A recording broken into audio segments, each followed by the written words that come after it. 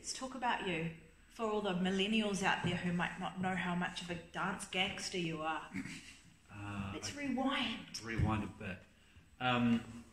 Is this where I turn into like a granddad and go, back in 1994, I used to go to Unitec.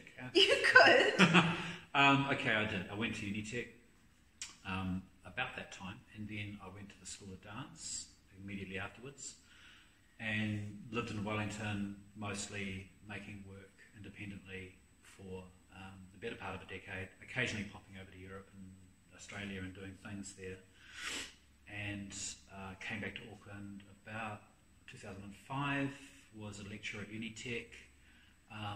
For years, eh? No, only for 2 years. Oh, yeah. And I was at the time when Kristian was there. Yeah. So, and then after that, I went to the University of Auckland, did my masters, and then I kind of dropped out of the scene for a little while. I focused on making a living, and that got old. You slung wine. I slung wine over the phone. Yeah. Worked in a call centre. I was still, but in that time as well, I was also beginning to explore sound more. Yeah, totally. Because that was sort of easier to do. Why? How so? Because dance is labour intensive. Yeah. Even when you're choreographing, it's labour intensive. And if you're teaching, it's labour intensive. And I began to just sort of relax into a different vibe in the music scene. Like it was mostly noise and experimental stuff. Yeah. But most of those musicians actually, they work in a whole range of fields and gigs. So and a lot of them are like conservatoire trained, like, you know, trained here at the School of Music, for example, or else come through the jazz school, one of the jazz schools. And they just have a different vibe socially and a different way of gigging, and preparing for a night with them is actually way less labour intensive. And fun. Yeah, and fun, yeah. So, and I was also, because I was a bit of a novelty, I was getting appreciation. I was getting some good appreciation vibes from music land. So that became more what I was doing whilst I was slinging the wine. Yeah. And then I think I just had enough of doing that kind of job and feeling I felt out of place the entire time. Totally. Because I didn't feel like there was any skills from my realm as an artist that I could bring to the table in that world. And that world was fine, you know, and I quite liked having regular money. It was good. So I basically came back into it. I came back in at a time when Claire O'Neill was reactivating the Corbin space, and I came in as a sound person, so I was kind of coming in through a new artistic identity. Cool. And then I just kind of kept on going, and at the moment, then I've started this PhD through the university, which is both doing sound and movement again.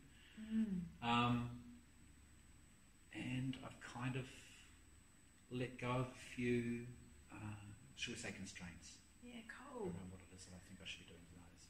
I love that whole concept of sort of reinventing yourself or reinventing your pathway into dance. I feel like that's kind of a way to kind of survive, because only kind of one or two of us from each generation is able to have a career as a choreographer and for it to be an actual sustainable thing. And so we're kind of faced with finding ways of repathwaying back into dance. Yeah, and there's a lot of people who end up becoming quite interdisciplinary. Yeah. I quite like that word. I think the word, there's nothing wrong with it. Oh, you like it? Yeah, I think it's fine. Good. But I mean, what it really means is normal. Yeah, you know, totally. as an artist, you're basically kind of playing with materials all of the time, and there's only going to be, like you say, one or two who end up kind of cutting a more linear track creatively. Yeah. In the creative palette. Yeah. Everyone else is generally going to expand their palette quite a lot. So, totally. So interdisciplinarity, we could just call it normal, I suppose. Totally. Great. I love that. Yeah.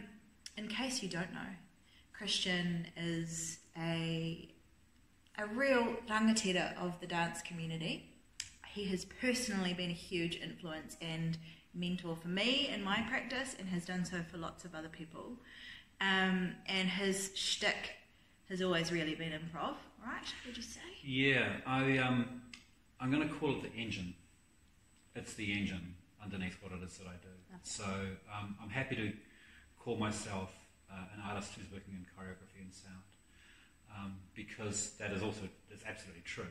The way that I'm doing it is just the way that I'm doing it. So improvisation for me, it's the way that I'm built. And for a while there, when I first kind of owned it and claimed it, I became the improviser, and I was quite insistent, actually, of being recognised that way. Right. But now I don't think it's important. Right. I think the work is important. The art is more important than the how. So improvisation is just a way that I work. I'm kind of a rain man of it. I'm a natural at it. Yeah. And I just kind of lined up myself with it by kind of going, well, if I'm really good at it, why don't I just do my work that way? Yeah. And so that's kind of it. But like if I'd become like a chef and was improvising meals, I would still call myself a chef. I wouldn't call myself an improviser. Totally. So it's kind of that reason. Totally. Yeah. Cool. I remember when we were doing our masters together at the same time, and at that time you were working with some like Eastern philosophies, or kind of engaging with a particular system of movement. What was it? It was called Cheng Shin, and it was the somatics of that martial art that I was interested in. Is that still there?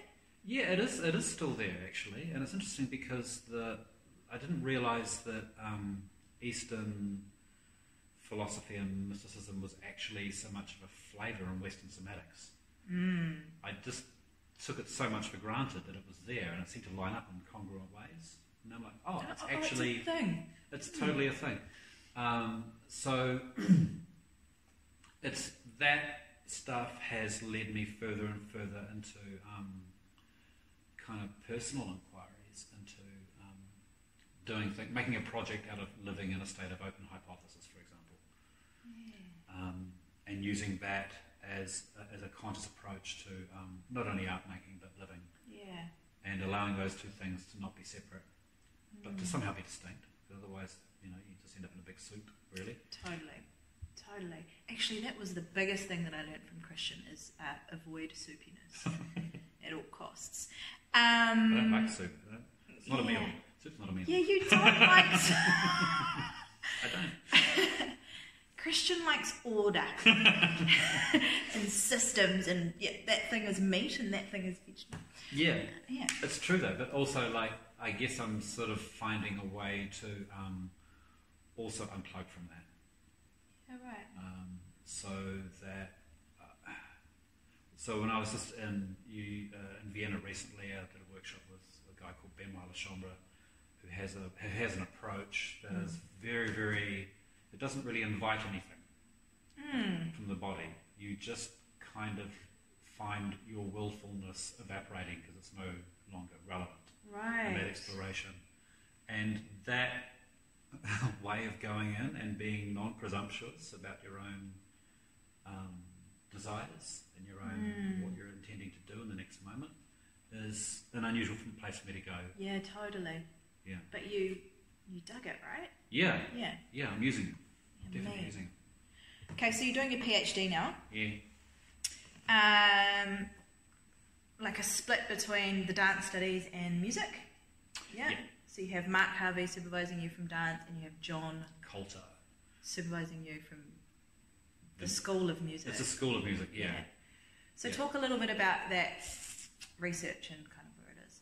Well, I started off with a really vague proposition that I wanted to explore the relationship between sound and movement. Yeah, boom. Somehow that caught on. Somehow they liked that and said, "You're the guy. Okay, we believe in you. You can do it." No one's thought of this before.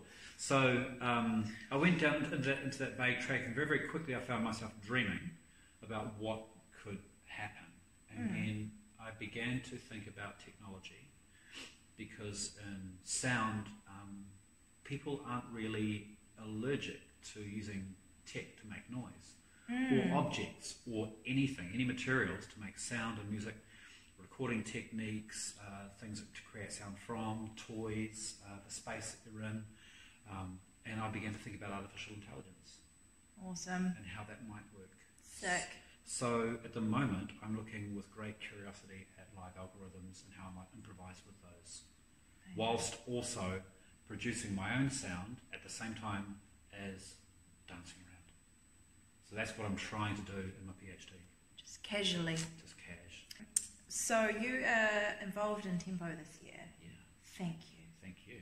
No, thank you. Okay, thank. Multiple thanks. Thanks. A room full of thanks. Gratitude circle.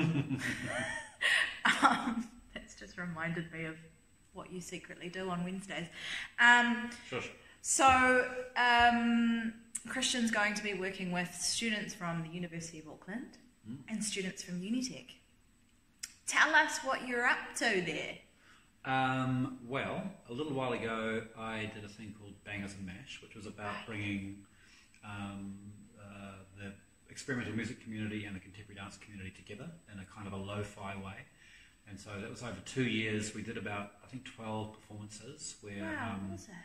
Yeah, it was actually about a dozen performances overall. And there'd be like 4, I'd pick out 4 people from dance land and about the same number from music land. And we would do an evening of improv. And it would be a $5 to get in. And people would come and generally have a good time. So I was like, it actually was good for morale, I felt. Yeah, it had a momentum to it, eh? Yeah, definitely had a vibe. And there were a lot of things about it that worked. So with Tempo and the idea of working with students, that's kind of maybe the template, or at least the ethos of what I go into. Yeah. Is for the students who are into it, for those artists who want to explore this thing of improvising and performance, that we come up with a way for them to do it where it's not going to destroy their world if they either fail or succeed. Totally. They're just going to have an experience. And the only thing is I'm not going to have as many musicians, but I will be one of the musicians, as well as Chris O'Connor, who's New Zealand's kind of foremost employed, lovely drumming musician man. He's also the other musical collaborator. And I haven't met the students yet. Not yet. I'm looking forward to meeting them and then getting into the studio with them. Yeah, totally. And working out how this might go. This brings up a conversation around where dance education is going, actually, and the kind of role that improvisation has in that education. It's kind of, at the moment, improvisation sits as a tool to make, as a tool to actually make something to land on choreographically. It's not necessarily positioned as a form. Yeah, would you say? Yeah, I would say so. And New Zealand, I think, is mired in a conservative view of what dance is that is mirrored by relationships to the institutions and money and capitalism. So the most foregrounded contemporary dance that we see is in that model of choreography. Whereas, for example, in Berlin, a friend of mine, Lisa Denson, who is a New Zealander, as well as a former New Zealander, but still a New Zealander, showed me a video of a work that she performed in where the entire work was improvised, but within certain frames, and it was sold as a work that was improvised, but it was simply not really considered a sort of attention in the work. It's just how the work was made. Right. So, I love talking to you about kind of the state of art in general in Aotearoa, having those more sort of macro conversations. How are we at the moment, do you think? I don't think we're in a good place. Explain. I feel as if there is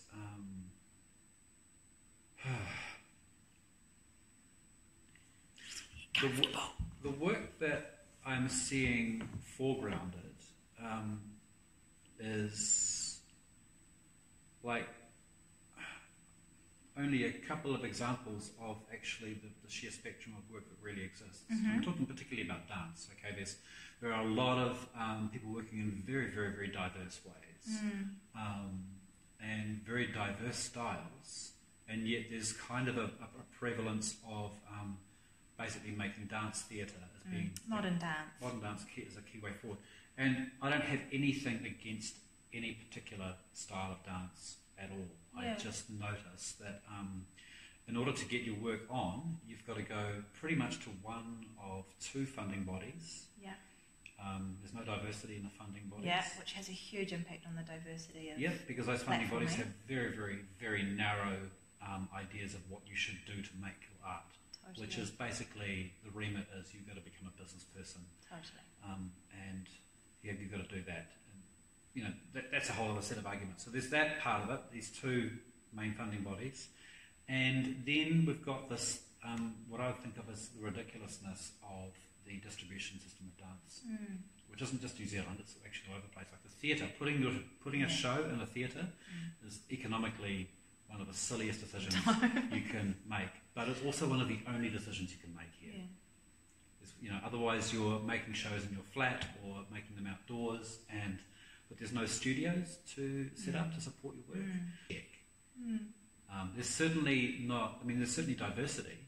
There's a lot of diversity of practice, but we don't see it. Totally. And so I'm excited about things being opened up in tempo around your vision and what you're seeing and how you think it could work. Even though you are held in check as well, I think a lot by those same structures, funding structures and rules and things. Definitely. I mean, this implicit connection that festivals have to theatre spaces is really essentially what holds us back. But yeah, I mean, there's always a way though, and I'm having those conversations with various partners and things like that around what we can do to actually effectively mirror what is made. And that sounds like a really easy thing to do and a really simple thing to do, to just mirror what happens and what's being made. It's hard though. But it's hard. I mean, if I've come from a place like Brisbane and Berlin, which is kind of still considered an artistic utopia by comparison, even though things are hard there in very, very different ways. But for example, there was a contemporary dance protest outside the Ho Theatre. I saw a video of that. Yeah.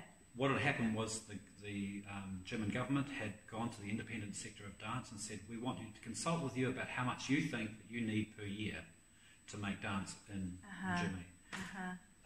Quite a few people in that group got together and worked on it hard for a good 18 months and came up with some numbers. Wow. Handed that back to the German government, and the reply came back, okay, we're going to undercut that by a huge amount. Wow. So they protested. And initially I thought that was a silly idea, like who's going to listen to a bunch of dancers? But then I understood that there are at least 7 or 8 theatres in Berlin that program dance exclusively. Yeah.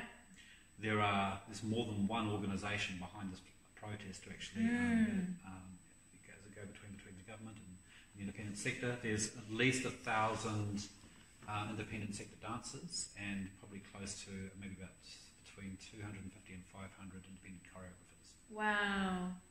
Hanging out in Berlin. It's just one major city. So the protest was actually, I guess, quite big. It was significant. Yeah. Numerically, it was not huge, but the fact that it happened, and they put it outside of this theatre, and it was taken seriously. Yeah. Wow. So there are those kinds of things. Totally. But it's a different world. So in New Zealand, I mean, one conversation that I had the other night was like,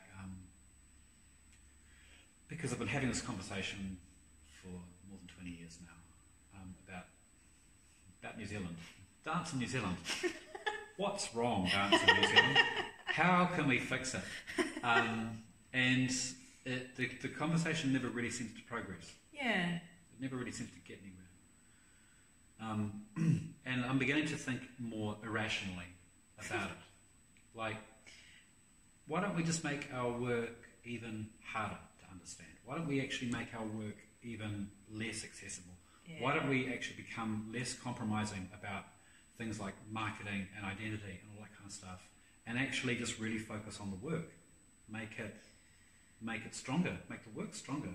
Yeah, see, this is hugely topical for me, the word accessibility and this whole agenda of audience development and the assumptions around marketing and the identity of the artist in this whole thing. So I would love to kind of know what the answer is really in terms of, because my whole thing is that in order to develop audiences, we don't need to sell out. We don't need to compromise the integrity of our work.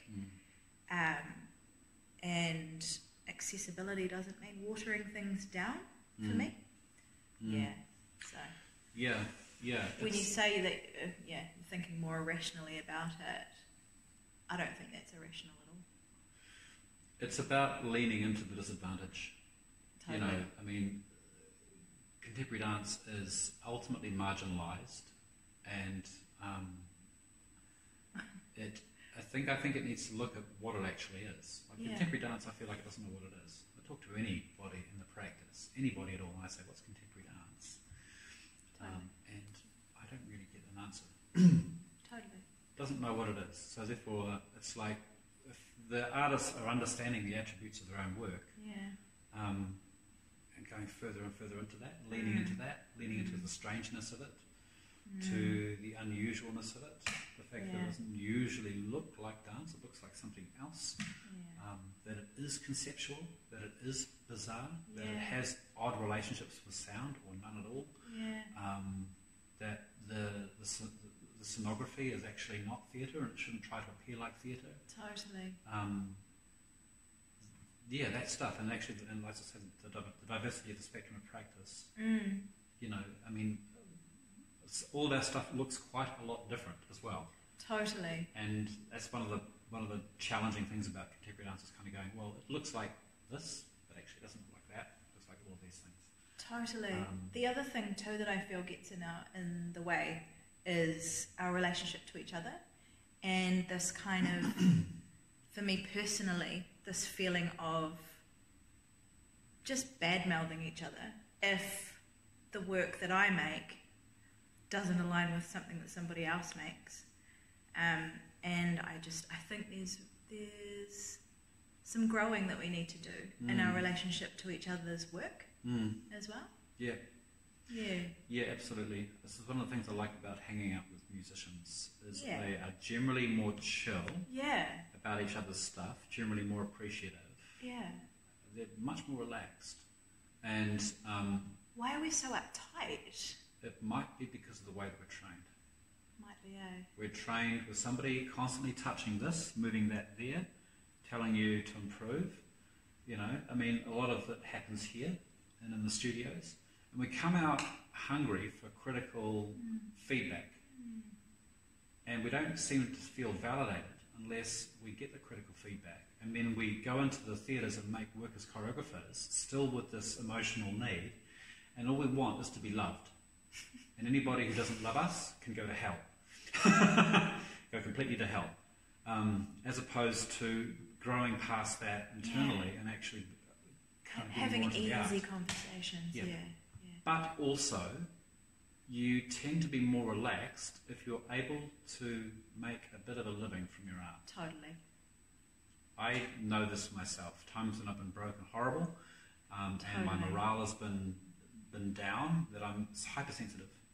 Totally. If I'm in a good place and I'm able to make my art and get around in the world and eat good food and hang out with people and buy a nice shirt every now and again, it makes a huge difference to how I am with other people's work. Totally. Okay, you're doing your thing. Cool. Totally. And I like that people are doing very, very different things. Do you want to talk about anything else? Just what I like doing at the moment. Go for gold. Did we not talk about that? Holy shit. Okay. At the moment, I like making field recordings on my phone. Amazing. And mixing those together. So I just did a gig recently for Eve DeCastro where she put together a bunch of musicians who had worked on an album of hers called The Gristle of Knuckles.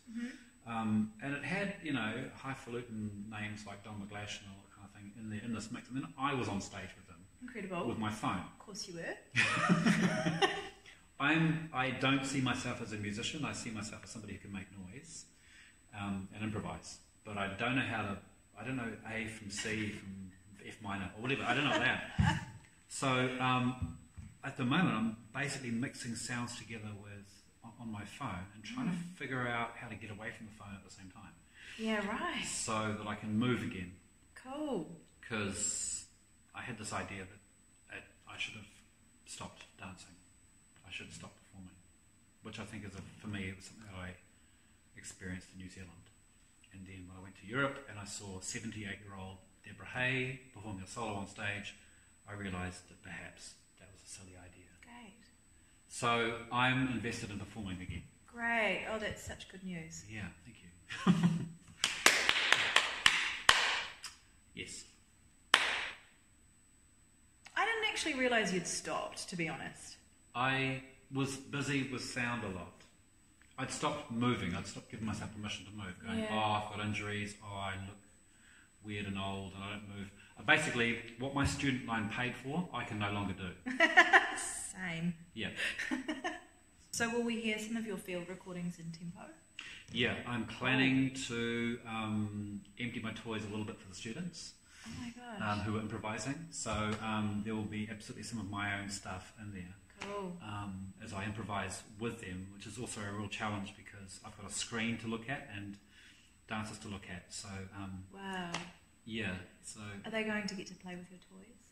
I am going to. I'm still gathering most musicians I know, they seem to have suitcases full of things like egg beaters and old beaten up drumsticks and toy ducks, and I'm currently working on filling up a suitcase with sound making things, so hopefully.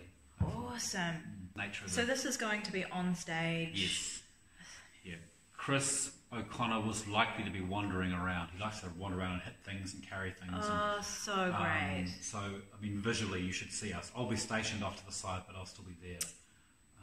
The students are so lucky. It's going to be cool. I'm looking forward to meeting them, actually, and playing with them, and finding out who they are and what they want, and, you know, and how this whole thing could potentially become a really good playground for them.